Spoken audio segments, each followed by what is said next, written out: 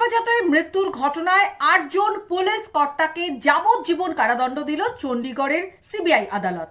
ঘটনাটি 2017 সালের 4 জুলাই একজন সিমলার স্কুল গার্ল নাবালিকা তিনি মিসিং হন। তারপর 6 জুলাই তার মৃতদেহ পাওয়া যায় জঙ্গল থেকে। দেখা যায় খুন ও ধর্ষণ করা হয়েছে। এই ঘটনায় পুলিশ 6 জনকে গ্রেপ্তার করে। 6 জন অভিযুক্তের মধ্যে একজনের পুলিশ হেফাজতে মৃত্যু হয়, নাম সুরজ। আর এই মৃত্যুকে ঘিরে তীব্র প্রতিবাদ শুরু হয়।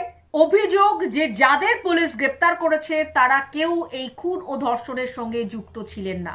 সিমলা হাইকোর্ট পুরো ঘটনাটির তদন্তভার সিবিআই কে দেয়। সিবিআই তদন্ত করতে গিয়ে সেই সময়কার যারা এই তদন্ত করছিল, এই খুনের তদন্ত করছিল, সেই সময়কার আইজি, ডিএসপি, থানার ইনচার্জ, এএসআই, হেড কনস্টেবল এবং একজন এসপি কে গ্রেপ্তার করে।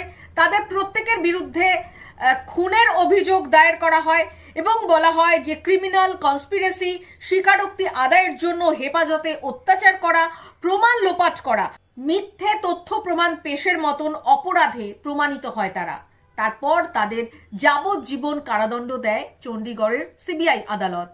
আর এই সম্পূর্ণ ঘটনাটিকে পুলিশ মহল কিন্তু একটি বিরল ঘটনা হিসেবে দেখছে, কারণ এভাবে পুলিশ হেফাজতে মৃত্যু হলে তার অপরাধ প্রমাণ করাটা কিন্তু একটা বড় চ্যালেঞ্জ হয়ে দাঁড়ায়। সেখানে দাঁড়িয়ে এটি একটি বিরল ঘটনা এমনটাই সকলে মনে করছে।